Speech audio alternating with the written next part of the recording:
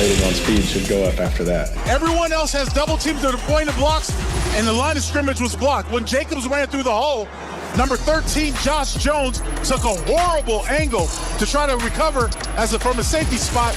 Jacobs was behind him, picked up his feet. Nobody was catching him. I think Josh Jacobs gets the player of the game.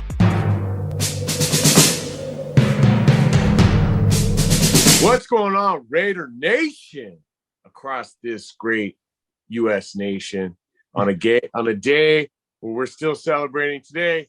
Today is my birthday, but it felt so good celebrating, brothers, with the Raiders win in Seattle. Man. That's right. Man. So that was a big win. Takes me back to great memories, man. Just thinking about watching Bo Jackson on my birthday, on his birthday, crush Seattle. And Bo Jackson to the 20 and out in front, and only one man to beat, and easily can't run him down. He had the angle, but there goes Bo. I'll put a couple highlights in there real quick, but amazing, man. A good win. Didn't think it was going to happen. Nobody's picking us to win that game, although you guys did. You guys in the SoCal Raider Report, you predicted that win. I didn't even have the balls to do it, man. But you know what? It was a great win. I'm so happy to see you guys on my birthday. Let's introduce who's here with us today. Starting off with Joe on the mountain. What's going on, brother? I'm over here again. You know, I'm always happy to be doing a show, because you know what? It means when we do a show, it means we won on Sunday, baby. So it was a great win. Again, another one of those, kind of like what I talked about last week. It's we got to fix the defense. They came through in the end, but it's always going to be like this, where we win some crazy games, we lose some heartbreakers, and until we get that elite defense is when we're really going to turn the table. But hey, I'm happy we won, and the reality is, you know, there's people talking. People are talking. Now, I don't want to get my hopes too high up, but after this Sunday, I'm gonna be running wild, baby. You know, when we pull it off against the Chargers. In the pregame, you know, Joe just got us all hyped up with the scenario, and we'll go over it again because that was sweet. But let me introduce what's up with Raider Mike. How you doing, Mike? What up, though? This is Raider Mike, and this is little baby Raider Christian, my youngest Raider right here. Yeah. So, you know, he was over here whining. He's got these little pretzels, and I think the only way to keep him is to put him on the air. So, All right. mine, but we got a new addition, Grandpa. baby Raider Christian. So, Baby Raider Christian. yeah, Wow. happy birthday, Big Earn. Thanks, brother. And you know, I see John's over there trying to connect to the audio still, but you know, always have fun busting his chops earlier about the free tickets. So for what it's worth, John, when you watch this episode, man, I don't expect you to give us any free tickets, dude. I was just busting your chops a little bit. So At least you tried, you know. yeah, and then, You tried. yeah, and then for the you know, my initial thoughts on the game was, hey, whatever we can do to walk away with the win, that's all that matters. So many close games this season, but you know, 2 consecutive weeks in a row, we walked it off in overtime, right? One with a great passing play, and one with a phenomenal running play.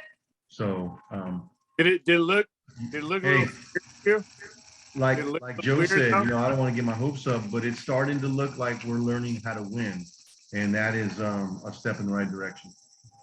No. What I was saying is, did that run look a little weird? Like nobody could tackle Josh Jacobs all the way 84 yards? Didn't look a little suspicious, did it? You know, I thought that on the overtime win last week. I was saying that. We commented on that. This one, not really, you know, not really, because he had another great one earlier in the game, and he was stiff arming people, he was breaking tackles, and he's been doing that. In this particular instance, he just, you know, I don't know, maybe you can be suspicious or suspect or whatever, but I just think maybe they weren't anticipating the run play right there. He found some good gaps, and then honestly, look at his pickup speed. I think that was key. Middle of the field, everyone else bit other options or whatever, and he put on the afterburners like we know he can do, like that end of the season game against LA, the Chargers.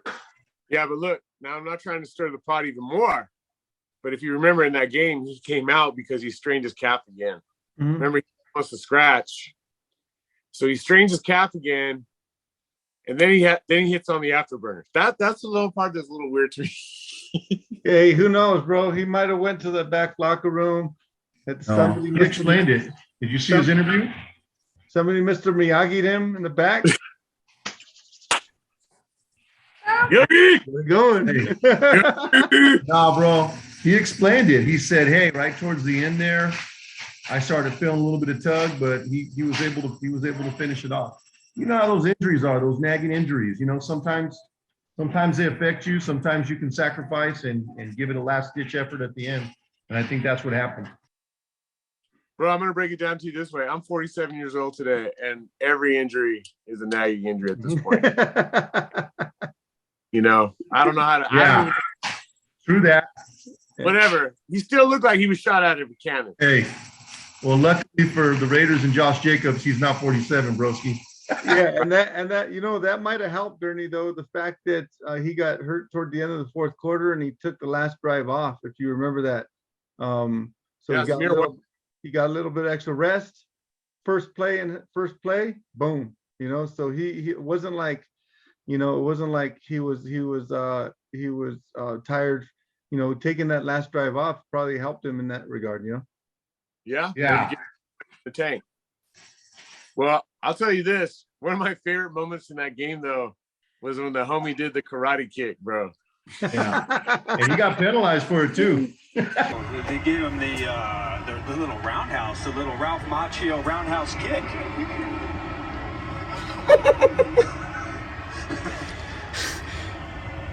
Yeah, he certainly didn't see that Diggs was in the area.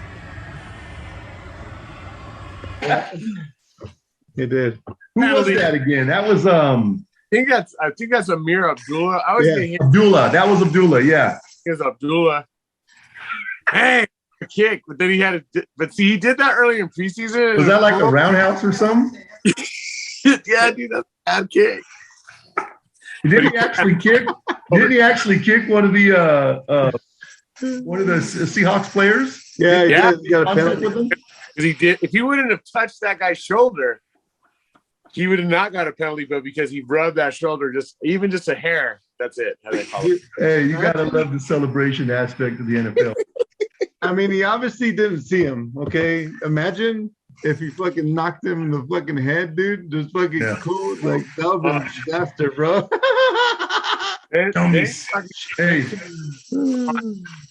Show me Sam the deck. Paint the house. No, dude, I really enjoyed the game, man. I was just sitting there tripping out, like thinking, when are we gonna blow this? And we just kept hanging tough. We kept hanging tough. I mean, is that the roadmap ahead for this team? I mean, is this team turned a corner? You know, I think what it is obviously you went through some growing pains. They're, to Mike said it best. They're learning. It looks like they're learning how to win. And you got to win these close games to learn how to win. Now we got to learn how to put people away, and that which we have not shown that we can do yet. So I think if this Raider team was playing the Colts on Sunday and they're up 17-0, this Raider team doesn't give up that lead. So they're learning how to win, and they're taking some close games, and you can see that the players are starting to come together. Winning solves a lot of minor issues that are brought up when we're losing. So we win on Sunday, which is a very winnable game. I do think it's going to be a shootout. I think it's going to be a high scoring game, and I think it's going to come down to just like the last couple of games. Who makes the plays in the end? Who makes the plays in the end to win the game? So hopefully we make them, and I believe we do. I always do believe. By the way, I'm just going to say, Joe, your background, your setup today looks really good. That's awesome. Got my little TV going in the back in the game room. So. That looks like mountain TV. Yeah. And yeah, everything's good. Mike, the kids are in there. Here you go. You got the whole granddaddy daycare going. Let's see them. Yeah, I'm mute, Mike. Yeah. I got Bring him in. He's got big boy Gio right here. That's Gio. Gio, say what's up. Say what's up. What's up, bud? What's up, Raider Gio? Hey, go Raiders. Yeah, honestly, I think I think that we did a good job of answering. The game couldn't have started off any worse, throwing an interception leading to a score, but then we marched right back down, scored, and then from there it was just like we always had an answer. And I think that's the biggest thing, is that we didn't get down a bunch. We kept ourselves in it to win it, and then hey, 2 weeks in a row, good things have happened in the fourth quarter. We've also gotten the coin toss, right? But it didn't really help us. I think it was our second possession or maybe third possession. I can't remember. But Well, there is that the defense stopped. Yeah, that's that was when Carlson missed that field goal. I was kind of on the fence. Do you go for it on 4th and 2, or do you kick the field goal and take the lead? I guess I would have to. I can't blame McDaniels for trusting in Carlson. I mean, he's been money. He missed, and I thought when he missed, oh, dude, we're done. All they need is a field goal, and they basically only need 20 yards because they're already almost at midfield. But the defense came through. Mad Max Crosby. I mean, we're talking about Max Crosby. We talk about him all the time, but I mean, there's not much more things to say about him. He's amazing. Well, the only thing with him is he the defensive player here? Is he? Mike, yeah. Oh, shoot. Mike's on mute. Yeah. Oh no. Oh, Mike. No, I was yelling at the grandkids. Oh, shit. Okay. All right. He's on mute, under control. But yeah, I think the thing about Mad Max is the question is he the defensive player of the year? I don't know. I'm not playing fantasy this year, so I don't see a lot of other games, so I don't really know. Yeah. But he's pretty damn good on every play. The thing is, the best part about Max Crosby, the best part about Josh Jacobs, and the fundamental tools that are the key players that we have, even obviously Derek Carr and Devontae Adams, they don't give a shit. They don't give a shit if he wins Defensive Player of the Year. Josh Jacobs doesn't give a shit if he's leads the league in running. They care about winning, and you can see that. You can see that in their eyes that they care about that. Derek Carr doesn't care that people debate that he's a lead or not. He doesn't give a shit. If they win, who gives a shit?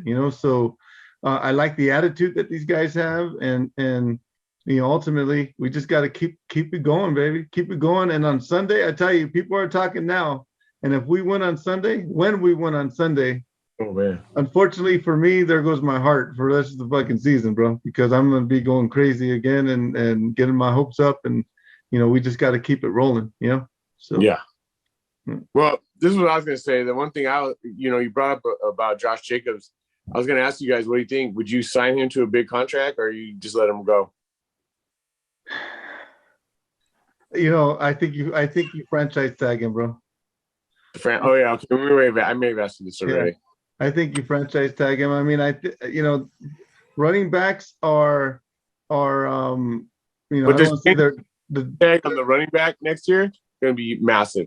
Yeah, they're easily. I guess they'll say running backs to me, and if you're playing football, they're easily replaceable, but attitude is not easily replaceable, and he has the kind of attitude you want on this team. So I definitely would love for them to sign him. I would love for them to sign him, but also know this is probably going to be his best year of his career. Yeah, you can't get much better than this, but this is probably going to be the best year of his career. He's playing for a reason, and contract. He's playing for a contract that he deserves by the way he's playing. But if you do sign him, unfortunately, I feel like if you're signing him, it's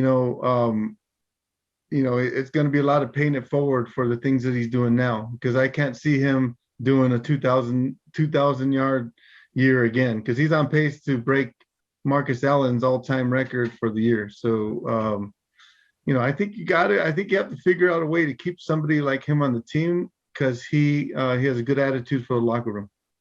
All right, quick trivia. Who is the Raiders' all-time leading rusher? Anyone? Well, I would have. I mean, I'm guessing at this point. I mean, but I would have to assume Marcus Allen. Okay. What do you say, Mike? Are you there? That sounds like a good answer. I don't know. Bo You're thinking Aaron McFadden. Jackson wasn't there long enough, right? I mean, he wasn't there long enough to be an extra. No. So I mean, he was actually there for a lot of the time, but yeah, Marcus Allen was. And you know how many yards it is?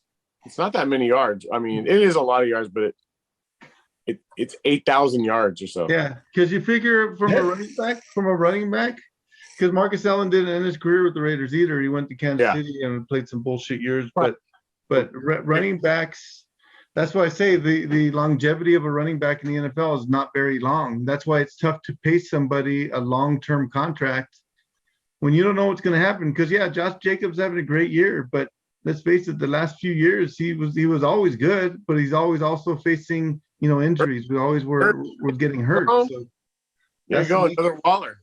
Yeah, that's the nature of being a running back. And unfortunately for Jacobs, he's with the fan base right now that we paid Waller and he shit the bed. We paid Renfro and he shit in the bed. Now it's almost like they both played for a contract. Now they're not really playing anymore. People are questioning his injury. I'm not. I mean, I don't know what's going on with him, but I just know that. I don't question Renfro as much as I don't know why I question Waller. Yeah. I think that's kind of if somebody brought that up the other day, it's kind of sucky, but I kind of don't question Renfro. Yeah. I question Waller. Yeah. But I think the thing is they're both good for the locker room too. They're both good people. They're both good teammates, and hopefully it's just something people are assuming or thinking, and they come back after the Charger game and they're back to normal, because we paid Max Crosby and he's the one that really elevated even more once we paid him, He was down though, bro. If you remember, he had that Raider tattoo. Yeah. Oh yeah. Yeah. He was really down. I say you got to keep. I say you got to keep Jacobs, man, because I understand the running back conundrum, with them not lasting very long. And I don't know if his current durability is in question, but I think that he is, and he can be, the new face of the Raiders, man. Already making a case for that, along with Derek Carr is the current, and then you have Max Crosby, who's making a hell of a case as well on the defensive end. Waller and Renfro, don't know what's going on. I thought they had a lot of hope, and then maybe they do. Maybe they're seriously just injured, and it's better to rest them because they didn't know where we were with that season a couple weeks ago. You know what I mean? You don't. Yeah. But hey, they're late to the party right now, bro, because with the two dynamic, and honestly, I wish I can say it was just the dynamic duo with Adams and Jacobs, but Carr's spreading it. You got Holland, you got Moreau, you got who's that other high school play finally worked out. Yeah. So, but I think I'll look at the data, but I think the Raiders have been most successful when Derek Carr has a pretty good spray chart. He's spraying. Yeah. He's spraying to multiple. Oh, we lost him. So look, Rick, and I think what he was kind of getting to is the good thing is the NFL, every game is close, and Derek Carr has proved that he doesn't fold under the pressure, so yeah, he had a tough start to the game, but that's really not the pressure points. The pressure points are, when you're in the fourth quarter and we're coming through to come back after starting off bad, and probably get real bad. Yeah. And then we came back, and even though Seattle gets 12 minutes on the field to try and tackle our people, but hey.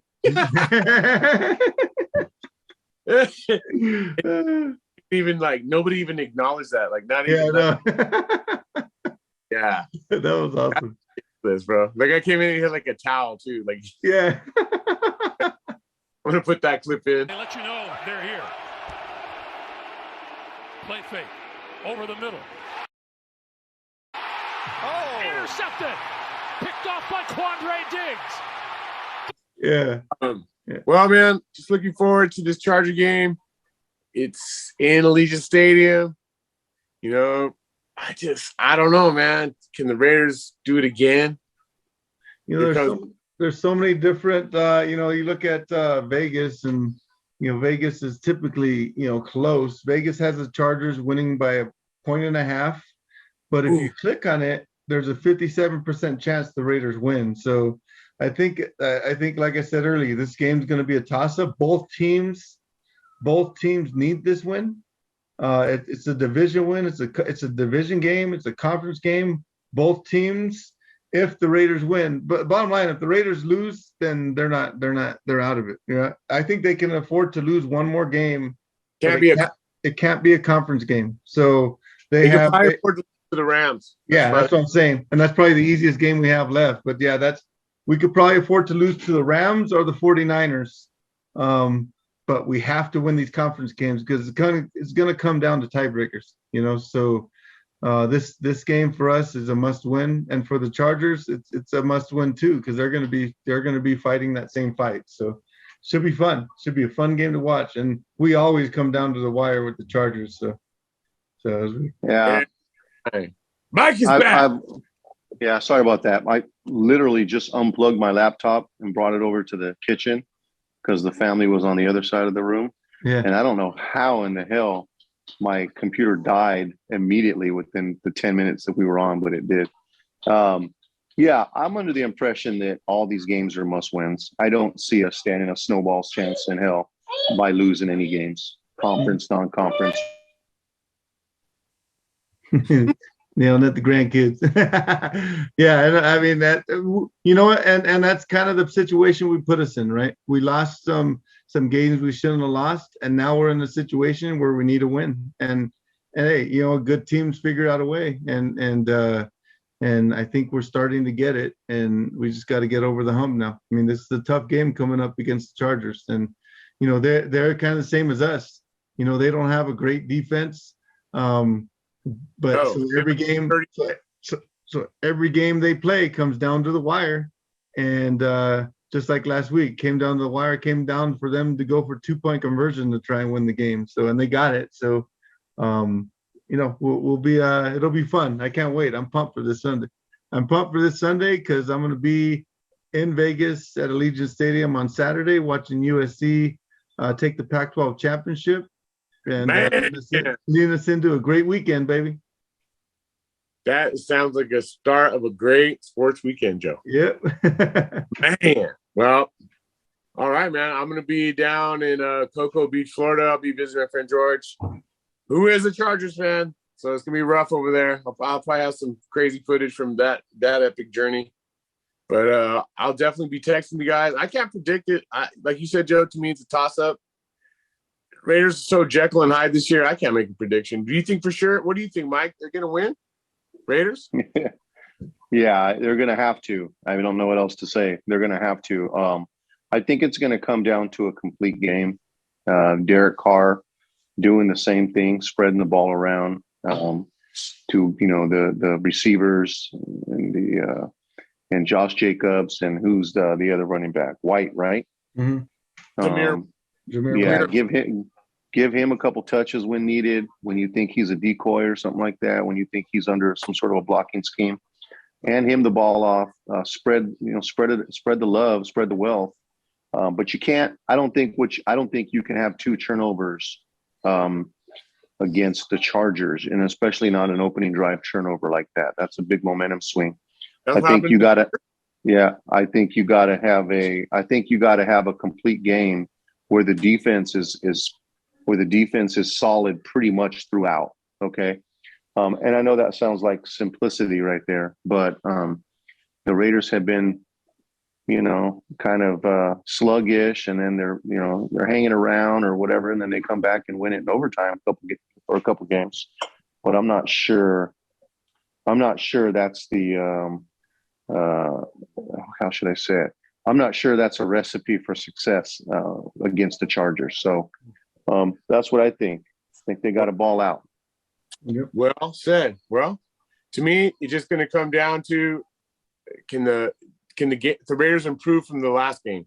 The last game, Carr started off just like this last game we just saw, like 2 big turnovers. The whole thing was a mess, a disaster. But Raiders probably will be without Renfrow and Waller.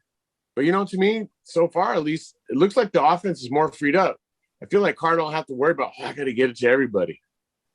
Carr's getting into Moreau, even though he needs to catch the damn ball. He's getting it to obviously Adams. They're doubling Adams, so then he's using Hollins and he's using his running backs, dude. Mm-hmm. That other sick play when the dude got the karate kick, that was a sick pass, wheel route out of the backfield.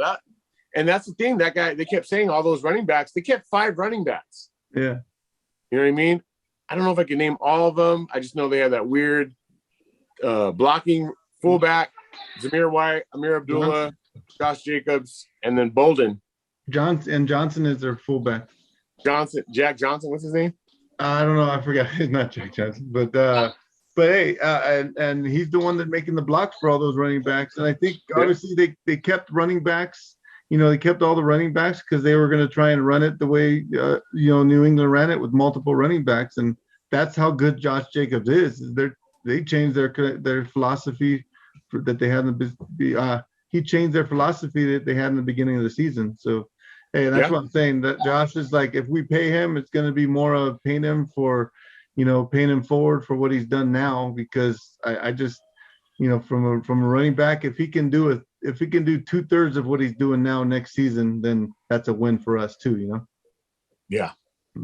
Hey, all right. And don't forget, quick, don't forget that although Moreau has these habits of letting the balls go right through his fingertips, he came back though. He bounced back and made a huge play in the end zone, right? And then let's not forget. I mean, I would be remiss if I did not highlight Devontae Adams' one-arm catch as the other arm is being held by the defender. Those type of plays are why he's here, or why he's in Las Vegas now. And so yeah, Moreau struggling, here and there, but he bounced back and he made a big play. And that's what happens. You can't get too high and you can't get too low, because those things are going to happen. Hopefully not too much more with that specific instance, but I think the Raiders did a good job in general of bouncing back. Yep. That's a good point. I mean, we got to hope and we got to pray that the Raiders players aren't like us as fans going high and low, because, we're always like a fucking roller coaster watching these games. And, for us, that you make a bad play as a player, you gotta brush it off. And that's what he did. So more power to him there. I've given him a lot of shit, and I was talking shit about him when he made that catch. And he said, "There you go, my boy. I love that guy." that was the one he blew. He's blown a couple where they turn into picks too, where he hits them off the pads. Yeah, he needs to get on that machine where they just get the hands. Just to get the damn triangle, bro. That's what we used to coach. Triangle. Or who's the one that bounced right off his chest? Moreau. That was Moreau. Oh, was that the same? Oh, yeah. Okay. We had another one like that earlier in the year that turned to a pick. Yep. Yeah. So, but he's whatever, good overall. I think he's maybe an overall better tight end. Yeah. Because he's a good blocker. Yeah, I think so too. He's a great blocker, and again, Foster Moreau has a great attitude, bro. You could tell it. You could tell that he's on the sidelines. Yeah, exactly. He's on the sidelines talking, pumping people up. Yep. Like, I would want to re-sign that dude. Yeah. I mean, he's still young too. He was in the same draft class as Max Crosby. Yep. People want to talk shit about Gruden's draft class. The only thing you say about Gruden's draft class sometimes is their first round picks didn't work out, but think about that draft where we got Renfro, we got Jacobs, we got Max Crosby, Foster Moreau, all in the same draft class. That was a great draft class. Yep. So with Gruden also, though, I mean, officially Reggie McKenzie drafted him. Colton Miller was his draft pick. That's a good draft pick. Yep. So it's hit and miss. It's hit and miss. I mean, obviously our first rounders, people always look at and say that they were complete busts, and I'm not going to deny that. I mean, fuck, you think back, and could we have done something better with Alex Leatherwood or who's the cornerback that? I would kill you. Yeah. I will kill you. And Cleveland Farrell. Who was that? That was Damon Arnett. Arnett, yeah. Man, I'll never forget. I was walking around New York with my brother, and somebody posted, "Oh my God, look at Damon Arnett!" And he's just like, "I will kill." Like, I really did kill you, nigga. I really did kill you, my nigga. I will real deal kill you, my nigga. And I ain't the only one here too, nigga. You. Yeah. Well, that's another one gone. You know, but you know, I mean, I think we have a good nucleus, and I hope Mike's right. I hope I'm right. You know, I think we're starting to starting to learn how to win, and now, you know, the next step is learning how to put people away, and we definitely have the team to do it. So, all right, man. Well, it's going to be a big rivalry matchup, man. With the Red Chargers. Be running wild. Back. If not, well, maybe we might see you at the Raider Ram game, baby. Get ready for that roller coaster. Get ready for that roller coaster. Whoa. All right, guys. Peace out. All right. See you guys. Later. Go Raiders. Peace.